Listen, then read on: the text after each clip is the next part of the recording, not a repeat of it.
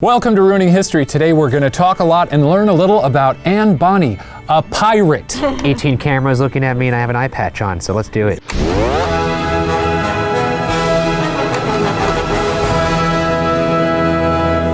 I didn't actually have a pirate hat that fit my head. Normally I'd dress up with you guys, but I don't think any of them fit. But I do. Big head. I do have this wonderful earring that I'll put on. Ooh, accessorize. Is that elegant? Do I look intimidating now? You do. All right. Without further ado.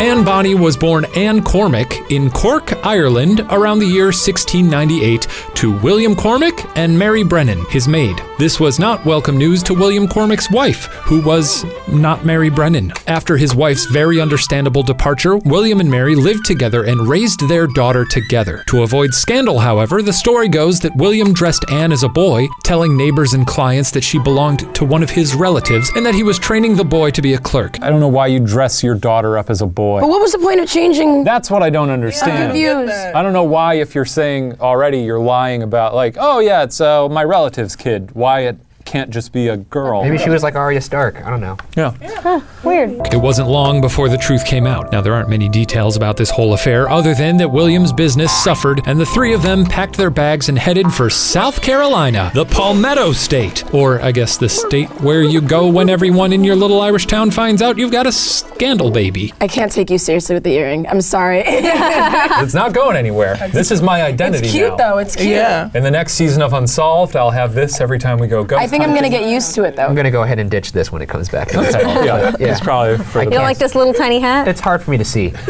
Jumping ahead a bit now, in the year 1711, William and Anne lost Mary to typhoid fever. Anne was only 13 at the time, and the death of her mother seemingly hit her very hard. In the following years, she became known for her, quote, fierce and courageous temper. Take, for instance, this anecdote relayed by author Frank Stockton, quote, when an Englishwoman who was working as a servant in her father's house had irritated Anne by some carelessness or impertinence, that hot-tempered young woman sprang upon her and stabbed her with a carving knife. Sometimes you gotta stab people then. Yeah. I don't know. What? So, Some impertinence. That just sounds like the lady annoyed her and she was like, well, I'll tell you what. I mean, it depends what she did, you know. She brought lime wedges instead of lemon wedges. And that's unacceptable. That's it's not not acceptable. Whatever the true depths of her temper, it was enough for her father to try to calm her down by finding her a good husband, and obviously that didn't work. In 1718, to her father's dismay, Anne eloped with a penniless sailor named John Bonny. How do you think he pitched her to prospective husbands? Oh, my daughter, she's beautiful, she's great. She's only stabbed one person. She's She went with the penniless. Yeah. He I ain't love got that no description. cash. He ain't got nothing. He got nothing. That's ride or die. And she put a ring on it. I respect her. There are guys that are like, you know, like, I don't know if they have anything to offer, but they're cute. Woo. You know? You ain't gotta say nothing. It's okay, ruin my life. Just look at me. Ruin my life, Just look at please. me. Thank Especially you. if he's out there, like, I don't know what sailors do, but he's probably like pulling ropes and stuff. He probably got a back. He probably Oh, he's really got a big back, all right. You look like one of those Hemsworth boys. Yeah, he probably looks like a Hemsworth. Not the short Not one. the little The measly. two The tall other ones, two right? ones, yeah. Big ones. Yes. Yeah. the good ones, not the one that they made by accident. Her father disowned her, and the newlyweds set sail for New Providence in the Bahamas. This was not a honeymoon, however. The happy couple were headed right into a pirate hotspot. Can you imagine just getting hitched and then your husband tells you, we're going to a pirate hotspot? She's probably like, hell yeah, let's go, Squally Scoop. What'd you say? It's like Squally Scoop. This is actually happening, right? I'm not just loopy. Yeah, This was right around the tail end of the Golden Age of Piracy, which lasted from roughly 1650 to 1720, when the world was introduced to such notable rogues as Blackbeard and Captain Kidd. Captain Kidd, was he a 5-year-old boy in a big Captain hat? Kidd was not Frankie Muniz. It was, there's 2 D's on that. His name was Kidd. Does anybody here actually know who Captain Kidd is? Captain Kidd is a famous pirate. I have Oh, heard what about of him. Davy Jones? Is he a famous pirate? Is I he think he real? is, Or is he fictional? He's real? I think Davy Jones is real. He's not a squid man or an octopus man. They never are, am I right? The Caribbean in particular was especially popular for pirates. It was a common trade route, and the ships traversing it would often be stocked with gold, silver, and tobacco. Hell yeah. Just kidding. Don't smoke. Come on. And the many islands in the region made it easier for pirates to camp out or play hide and seek when being pursued. Pitch. Business proposition. Let's start like a hotel resort thing. where you are a pirate. Like Westworld, but with pirates. Yes. So it's like Carnival Cruise, Yeah. but with pirates. Yeah. It's like Carnival Cruise, but cleaner. Literally. Got you, big cruise. Now, to be clear, Anne's new husband was not a pirate. Quite the opposite, in fact. John Bonny was working for Governor Woodes Rogers, a guy who was named Woods. It's weird. He was on the warpath to rid the Bahamas of its pirate infestation. To put it into perspective, at the beginning of the golden age of piracy, around the year 1670, the Royal Navy was represented by 2 ships in the Caribbean. By 1718, that number had increased to 124. It was a bona fide pirate crackdown. In the governor's employ, John Bonny was essentially a professional snitch, collecting bounties on pirates' heads. Wow, we're all so impressed, John Bonny. Get that cash however you need to get that cash. Also, it's like pirates are raping, they're pillaging, they're doing all sorts of burning. It's like, you know, as cool as pirates are in theory, they kind of suck. yeah, they're kind of like not great for the community. Nah. But while John was out snitching, Anne was spending her hours at the local saloons, getting acquainted with the kind of people that her husband was actively pursuing. Quote, Anne was greatly delighted with the company of these daring, dashing sea robbers, of whose exploits she had so often heard. The more she associated with the pirates, the less she cared for the plain, stupid sailors who were content with the merchant service. Burn. It sounds like she, you know, she had a Luke Skywalker and then met some Han Solos and she was like, well, hello there. Very good comparison. I don't blame her. I mean, like, he's not taking her on any adventures. Yeah, it sounds like he's just leaving her at the saloon all day. Is there something to be said about the bad boy complex, perhaps? Oh, for sure. Yeah, I mean, pirates are bad boys. They probably wear eyeliner. Another way to piss off my dad. Yeah. It was at one of these saloons that Anne would meet Captain Jack Rackham, aka Calico Jack. That's a name. That's a name. He's probably got a cute little calico cat that he takes with him No, everywhere. that's no. Noted for his colorful attire, Jack was considered, quote, one of the most attractive and dashing pirates of the day. There we go. yeah. There we go. The bad boy with the pretty face.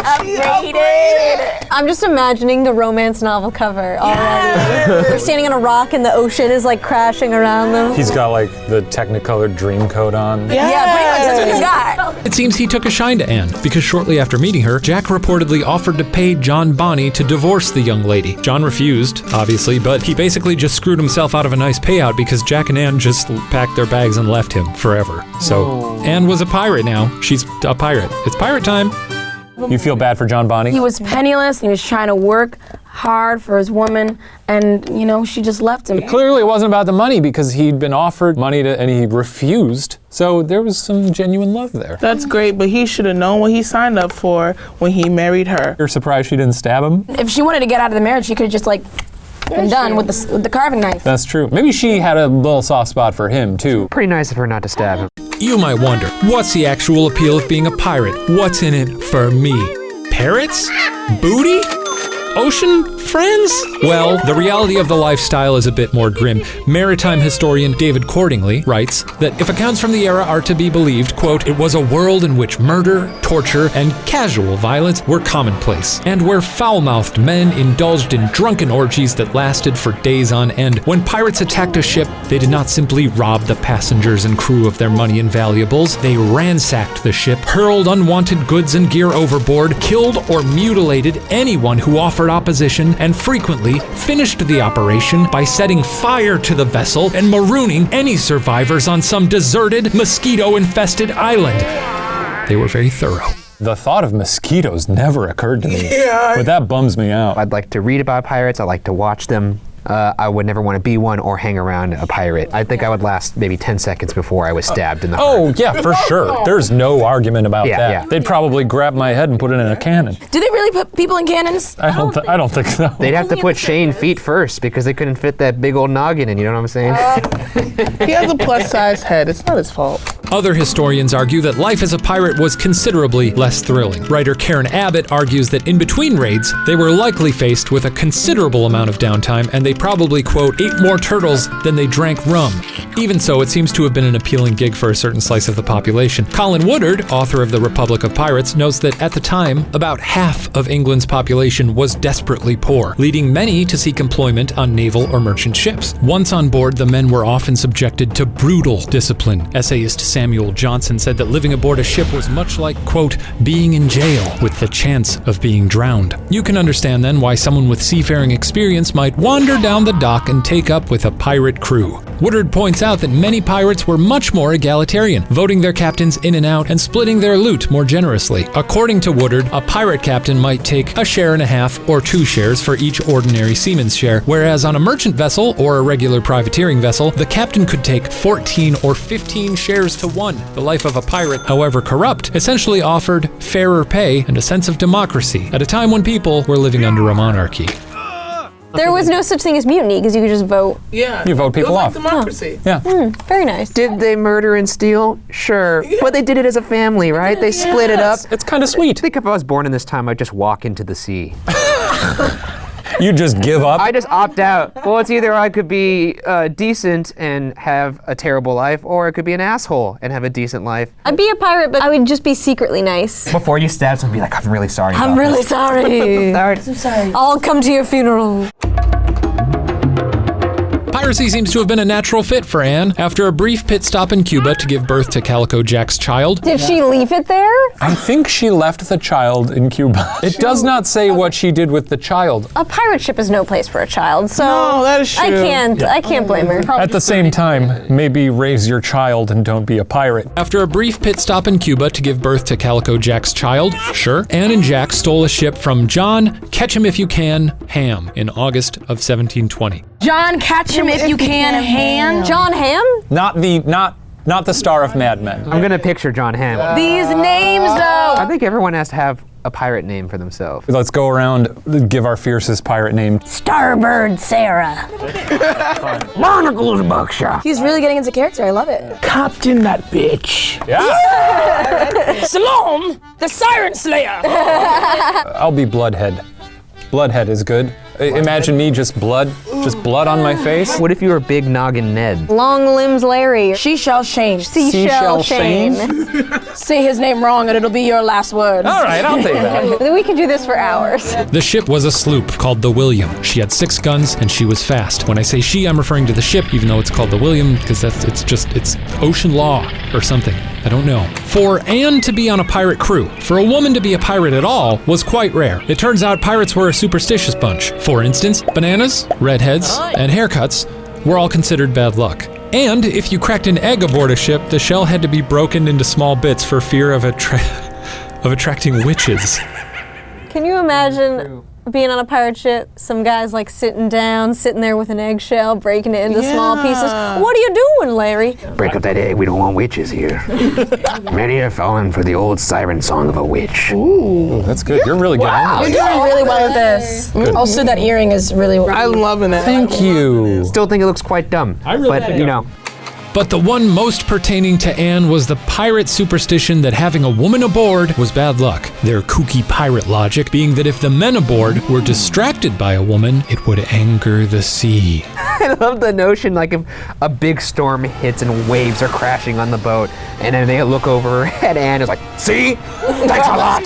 Thanks a lot, Anne! It's actually said that Blackbeard put a lot of stock into this superstition, and that if one of his pirates captured a woman, the unlucky lady was ordered to be killed and thrown into the sea, promptly followed by the crewman who brought her aboard. It seems that Anne found an effective way to circumvent these old superstitions, though. One account says that when a crewmate raised an objection to her presence on the boat, she responded by stabbing him in the heart and throwing him into the sea. The crew seemed to be cool with her after that. That's our girl.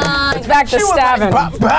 Now, regardless of her crew's acceptance of her womanhood, Anne chose to disguise herself as a man, specifically when plundering and pillaging. Why? I don't know. Maybe to appear more menacing to her foes, maybe to mask her identity if her crimes ever caught up with her. Female pirates clearly were rare, but not in this social circle. Even before commandeering the William, another woman joined their crew. This woman's name, Mary Read. She would carve out her own reputation. There's actually been speculation that Anne and Mary were romantically involved, but details are scant. Whether it's true or not, their potential kinship isn't hard to fathom. Much like Anne, Mary had led a difficult and winding life. But unlike Anne, Mary chose to keep her gender a secret to most, masquerading as a man not just in battle, but around the clock. Whether they were romantically involved or not, they probably were like close because they're like, oh, these fucking dudes don't shower. They don't shower. They leave their hooks everywhere. They don't like bananas. They don't eat bananas. They Who doesn't eat crack bananas? eggshells and leave that shit on the floor. They're so concerned about witches. Once out to sea, Anne quickly proved both treacherous and clever. Upon encountering a French vessel, she dismembered a mannequin, slathered it in red paint, and stood imposingly over it